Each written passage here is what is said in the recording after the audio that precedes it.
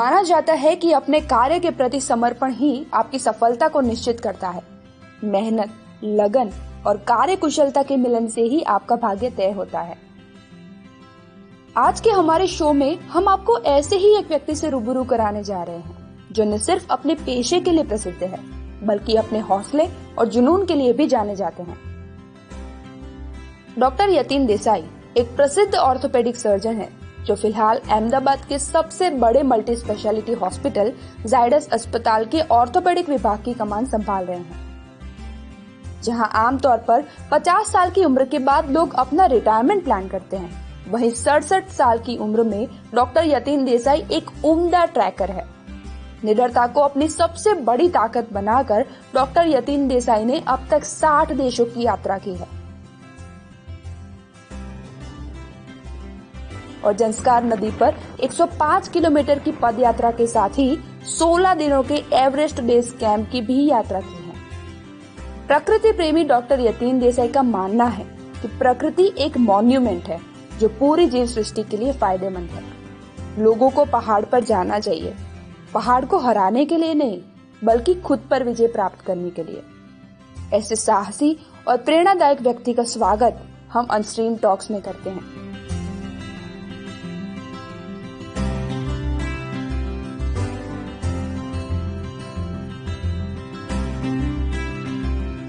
Doctor Yatin Desai orthopaedic surgeon हूँ। फिलहाल जायडस जो अहमदाबाद की नंबर 1 हॉस्पिटल है उसमें head of the department orthopaedics हूँ।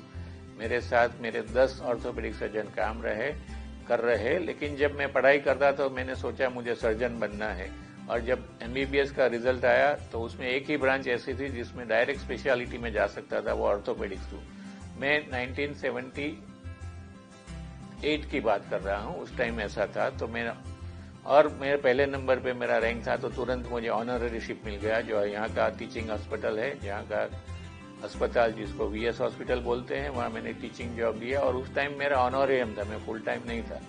मैं मानद सर्जन था और तनख्वाह मेरी 100 रुपीज यानी 100 रुपये थी। उस दिन में 100 रुपये ठीक बात थी, लेकिन उतनी बड़ी बात नहीं थी। 100 रुपये का पेट्रोल भी मेरा गाड़ी में नहीं होता था एक हफ्ते का, फिर भी वो मैंने ले लिया क्योंकि वो उसमें मेरे को सेवा करना था और मेरे को सीखना था।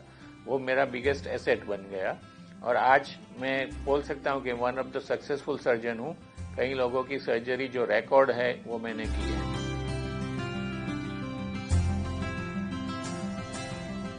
VS से मैंने चालू किया और मैं सर्जन टीचर बन गया जोते जोते, और मेरे स्टूडेंट्स आजकल अमेरिका में है, लंदन में है।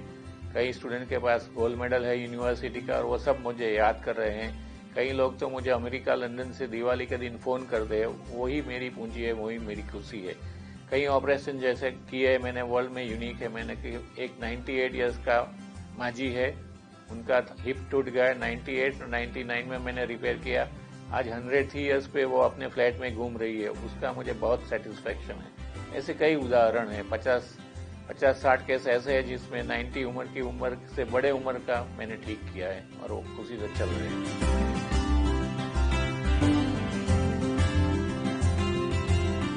जिंदगी में पोएम लिखने का तो बचपन से ही चालू किया था। जब हम बचपन में 5th स्टैंडर्ड में पढ़ रहे थे तब ऊपर से एक हवाई जहाज जा रहा था। हमने सोचा मैं क्यों हवाई जहाज में नहीं बैठ सकता, ऐसी कैसी दुनिया है। उसके बारे में आई रोट ए पोएम, एक कविता मैंने लिख दी कि ये कैसा न्याय है भगवान का कि हम बच्चे नीचे खेल रहे और पैसे वाले ऊपर हवाई जहाज में उड़ रहे। उन दिनों में हवाई जहाज में उड़ना एक स्वप्न जैसा था मिडिल क्लास लोगों के लिए। I started writing poem in that year, that was I was in the 6th standard. 6ठी कक्षा में पढ़ता था तब मैंने पहली पोएम ली थी। फिर मुझे कुदरत का बहुत, मैं प्रिय सेवक हूँ, मुझे कुदरत में घूमने का बहुत मजा आता है और कविता लिखना मेरा एक शौक है। तो हर जगह मैं जाता हूँ वहाँ के लिए मैं एक पोएम लिख देता हूँ। मेरी मेडिकल प्रैक्टिस में भी कई ऐसे प्रसंग होते हैं जिसके पर मैंने लिख दिया है, जैसे कि पेशेंट वेंटिलेटर पर हो तो वो क्या सोचता होगा, वो मैंने भी लिखा है। So poem is in my blood. It's about a patient on ventilator. Patient जब गले में ट्यूब लगी हुई होती है, पेशेंट बोल नहीं सकता, पेशेंट मरीज के सब स्वजन बोलते हैं डॉक्टर की आप कुछ भी करो उसको वापस लाओ। हम डॉक्टर भी सब प्रयत्न करते हैं, लेकिन जो बेचारा जीव है जो बोल नहीं सकता वो क्या सोचता उसके बारे में मैंने कुछ पंक्तियां गुजराती में हालांकि लिखी है, उसका हिंदी अनुवाद करके मैं बता सकता हूँ। भगवान ये तेरा कैसा न्याय, स्वजन लोग मुझे जीने के लिए कोशिश कर रहे हैं, डॉक्टर लोग भी कोशिश कर रहे हैं, लेकिन मैं मुसीबत में हूँ, भगवान मुझे मेरा पंथ बताए। ये this is Gujarati poem basically and translated into Hindi.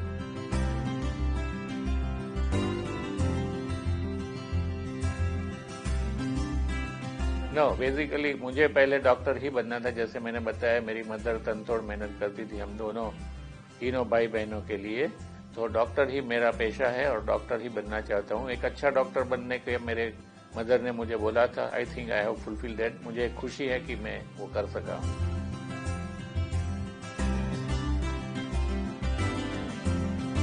जैसे मैंने बताया, कुदरत से मुझे अनहद प्रेम है और मेरी अगली कारकिर्दी में, यानी कि जब तक मैं 50 साल का हुआ था तब तक इंडिया के सब हिल स्टेशन में 2-3 बार घूम चुका था। उससे मुझे संतोष नहीं था। मैंने सोचा और मुझे आगे जाना पड़ेगा जहाँ कोई नहीं जाता और बहुत कम लोग जाते हैं। तो मैंने in late 50s, that is on the 58 साल की उम्र में मैंने हायर माउंटेन का ट्रैकिंग चालू किया। हालांकि वो एज बहुत बड़ी की जाती है और जब मैं ट्रैकिंग में जाता था ऐसे माउंटेन टेरेन में, तो मैं सबसे एल्डेस्ट यानी कि सबसे बड़ा खिलाड़ी ट्रैकिंग का रहता था उस ग्रुप में। पहला मेरा ट्रैकिंग सीधा ही एवरेस्ट बेस कैंप का हुआ। मेरे ख्याल से 60 साल की उम्र में मैंने वो किया। It is about 130 kilometres from 9,000 feet to 19,000 feet, going back and coming, going up and coming back, ऊपर जाने में और नीचे जाने में। 9,000 फीट से 19,000 फुट तक वो मुझे चलना था। हर दिन करीबन 2-3 हजार फुट चढ़ना होता था और वो बहुत मुश्किल ट्रैक था। उसके लिए काफी तैयारियां करनी पड़ी थी। That was my first track. तैयारी में मैं रोज 1.5 घंटा चलना, पीछे वजन बांध के घूमना, दादर चढ़ना, हमारी हॉस्पिटल जो 15 मंजिल की है उसको 10 बार यानी कि 150 फ्लोर दिन में चढ़ जाना, ये सब मेरी तैयारियां रहती थी। क्योंकि तैयारी करके बिना जाना अच्छी बात नहीं है। You want to enjoy the trek at higher altitude and not struggle. अगर आप स्ट्रगल करेंगे, आप मुश्किल से हाँफते चढ़ेंगे तो कुछ नजारा कैसे देखेंगे। इसलिए प्रिपेयर करके जाना बहुत अच्छा होता है। ऐसे ही ट्रैकिंग में दुनिया के जो 4-5 जाने माने और डिफिकल्ट ट्रैक्स हैं, मानो कि Annapurna base camp, Everest base camp, चादर ट्रैक, एंटार्क्टिका ट्रैक, स्विट्जरलैंड के कई ट्रैक्स, माचू पिच्चू के ट्रैक, सब मैंने किए हैं। जो सब ट्रैक सब लोगों ने नहीं किए होंगे, कई इसमें से कई 1-2 किए होते, लेकिन मैं खुश नसीब हूं कि मैं सब कर सका हूं और सब जगह मुझे बहुत मजा आया है।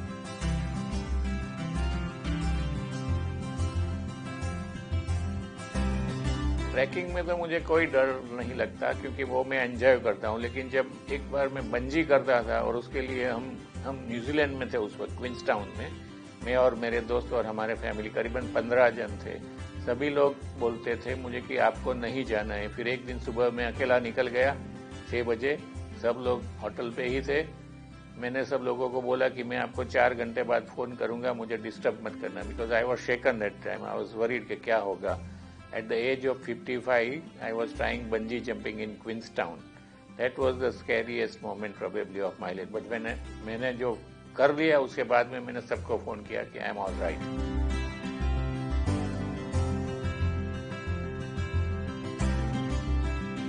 प्रोफेशन यानी डॉक्टरी में बहुत सारे टेंशन होते हैं, बहुत कमिटमेंट होता है, बहुत डिसिप्लिन होता है, उसमें मुझे मजा भी आता है। सिमिलरली ट्रैकिंग और adventure tourism also requires commitment, requires discipline, requires team effort. मेरे ख्याल से ट्रैकिंग और एडवेंचर करने से एक आदमी अच्छा सर्जन बन सकता है, क्योंकि सर्जरी में ही आपको डिसिप्लिन चाहिए, आपको टीम इफोर्ट चाहिए। कोई और फंस रहा हो तो उसको निकालने के लिए आपको मदद करनी होती है। अगर आप फंसे तो किसी छोटे आदमी से भी, छोटे जूनियर डॉक्टर से भी आप मशवरा ले सकते हैं। So this is a team effort. I think the surgery and the trekking has lot many similarities. उनमें बहुत समानताएं हैं और दोनों ही मुझे बहुत मजा आता है।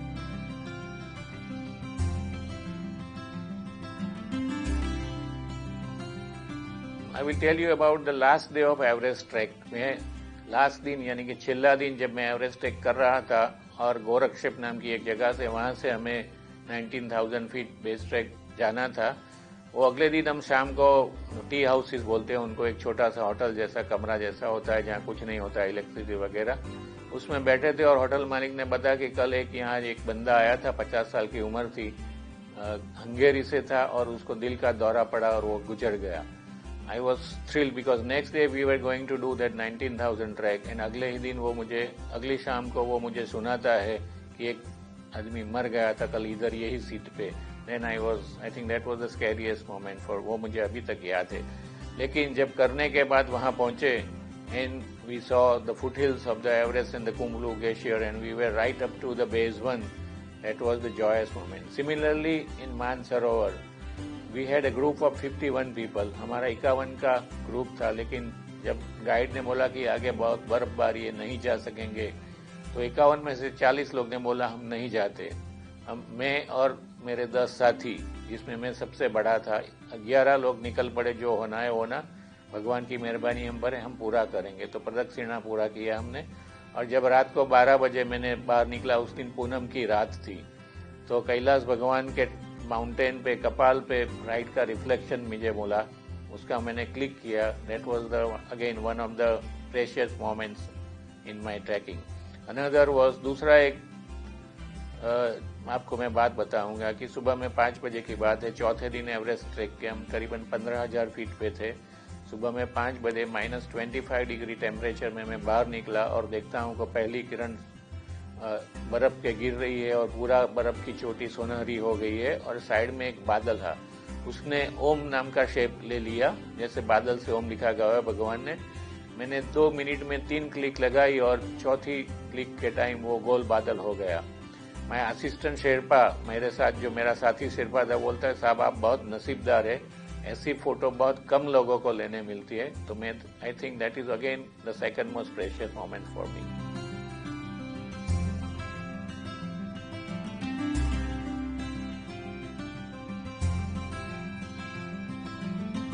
It is absolutely a truth, and I think everybody should think about it, not just the Prime Minister, but the lowest person in the society. समाज का सबसे निम्न कक्षा का आदमी और प्राइम मिनिस्टर दोनों को सोचना चाहिए, क्योंकि डेवलपमेंट तो कभी भी हो सकता है, डेवलपमेंट की पेस थोड़ी कम की जा सकती है, लेकिन जो एक बार गया हमारा पर्यावरण या एनवायरनमेंट, वो वापिस नहीं आने वाला। डेवलपमेंट 10 साल भी बाद में चालू करेंगे तो कोई अर्जा नहीं। तो मेरा एक सजेशन है, डेवलपमेंट जरूरी है, लेकिन उतना स्पीडी डेवलपमेंट नहीं होना चाहिए। अगर कुछ डेवलपमेंट करने के लिए कुछ वृक्ष का निकंदन निकालना है, उनको काटना है, तो उसकी तैयारी 5 साल पहले होनी चाहिए और जितने वृक्ष काटे जाने हैं उससे डबल मात्रा में वृक्ष उगाने चाहिए, वो चाहे सिटी में हो या पर्वत पर हो। अगर वृक्ष वो 5 साल में बड़े हो जाते तभी वो बाकी के वृक्ष काट के वहाँ डेवलपमेंट होना चाहिए, क्योंकि 5 वर्ष पूरी पृथ्वी की लाइफ में कोई मायने नहीं रखता। We have infinite periods of life in the earth. Earth is going to survive if we are careful. So 5 years doesn't matter. But before 5 years, if you start planting the trees, they grow up for 5 years, then you cut the trees which are required for that particular development. I think that would be the best suggestion from me, at least as a naturalist.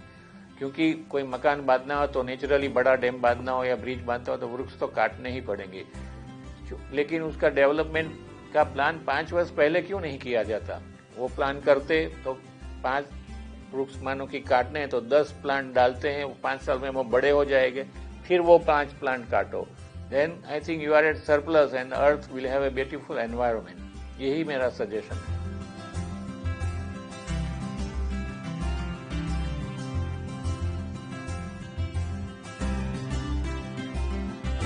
I think mountain is a God's given gift. It is not created by humans. So basically it's a natural thing. वो कुदरती है, पर्वत सब कुदरती चीज है, जैसे नदी, दरिया, झरने, ऐसे माउंटेन भी है। उनको साथ ही रहना है। अगर माउंटेन नहीं होंगे तो नदी नहीं होगी, झरने नहीं होंगे, स्ट्रीम्स नहीं होंगे, दरिया भी सूख जाएगा। माउंटेन इनहेबिटेटेड नहीं है, वहाँ बहुत कम लोग रहते हैं मैदान की कंपैरिजन में, और वो कम रहने से वहाँ ग्रीनरी ज्यादा है, वहाँ वृक्ष ज्यादा है, वहाँ conversion of carbon dioxide to oxygen ज्यादा है, वहाँ बादल अथड़ाते हैं, उनकी वजह से बारिश गिरती है और तराई में हरियाली ही रहती है। So mountains are very important, they are the monuments of God, and we always like to go to them, not to conquer them. By going to the mountains, we are not conquering them. हम उनके पर विजय नहीं पाते, हम हमारे मगज पे विजय पाते. We conquer our minds, हमारे दिल पे विजय पाते उन पे पर जाने के. So they are required. They are symbol of strength. They are symbol of stability. They are symbol of God. And so many Hindu gods live on the mountains. That is another part. We have faith in mountains. So they must stay and they must be protected. उनको सुरक्षित रखना जरूरी है.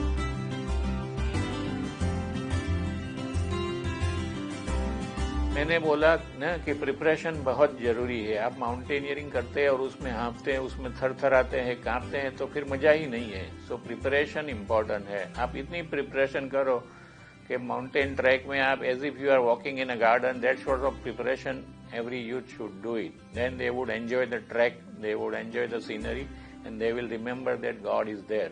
If they are struggling, they will curse God. What is this, right? So they have to be strong. They have to be walking daily, doing exercises daily, and start preparing for at least 4 months before a severe trek. Suppose Everest Base Trek or Chadar Trek, you have to prepare yourself. If you struggle on the trek, then it's not a good thing, right? You are going for enjoyment and see your mind in the mountains. So that is the suggestion. बराबर तैयारी करो, डटे रहो, मगज मक्कम रखो. This is game of mind, right? Your mind has to be strong. So cultivate that before going there.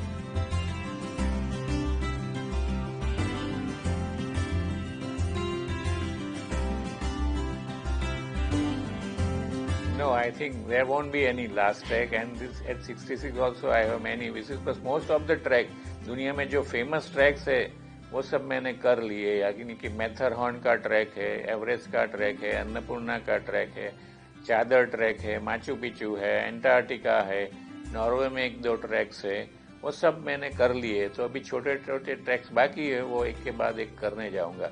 लेकिन ये 7 महीने से तो मैं कैद खाने में बंद हूँ. हालांकि डॉक्टरी करता हूँ लेकिन घूमने नहीं जा सकता.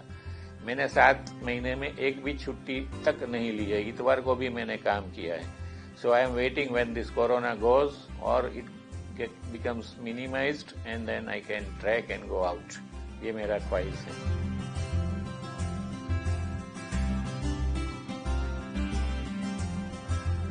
My message to the youth is balance your life in the beginning. You should not plan कि आज मैं कमा लूंगा कल जाऊंगा. ऐसा नहीं है. हर चीज साथ होनी चाहिए. फैमिली भी होनी चाहिए, कमाई भी होनी चाहिए, सेवा भी होनी चाहिए, और आपके जो शौक है, मानो कि मेरा ट्रैकिंग का है या पोएम लिखना है, वो बचपन से ही चलना जरूरी है. You can't divide your life into pieces and do one by one. Everything must go together. Then it's a good life. It's a real life.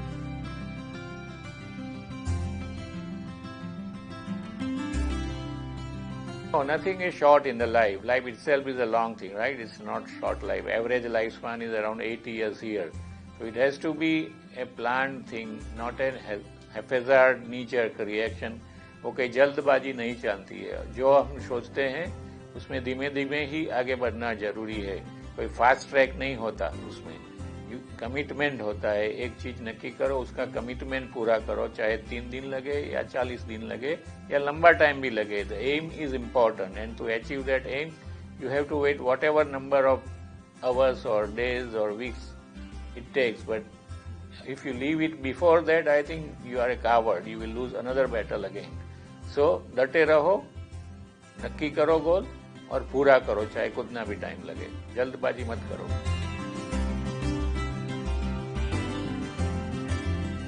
I will give my example how I planned my vacation and this trekking thing. The first year I started practice, that was 1984. मैंने थोड़ी बुद्धि लगाई और मैंने अपने जोशी को बुलाया कि 1932 से 1982 के दिवाली डेज मुझे दो. क्यों दिवाली डेज मैंने मांगा? क्योंकि हम डॉक्टर है. दिवाली में हमारा अस्पताल बंद रहता है, हमारे जो स्टाफ है वो भी छुट्टी मांगते हैं और पेशेंट भी कम हो जाते हैं. तो हमें दवाखाने में इधर रह के कुछ नहीं करना है. अगर हम दिवाली के बाद जाते हैं तो हमारा ट्रिपल लॉस होता है. We lose money, we have to pay for the staff. So मैंने जोशी जी को बुलाया कि 1 हफ्ता मुझे दो. तो it will be interesting to know that 60% of the Diwali falls in 43rd week of October. उस टाइम पे टाइम सर का जमाना था. आप 14 रुपये लेके 99 साल तक 99 ईयर्स तक आप कुछ अपार्टमेंट ले सकते थे एक हफ्ते के लिए. So I used my brain and bought those apartments at a very cheap rate in comparison to nowadays.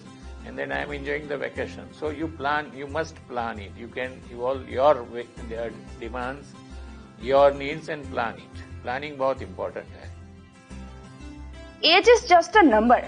इस कहावत को साबित करने वाले डॉक्टर यतीन देसाई के इस जज्बे को OTT इंडिया का सलाम.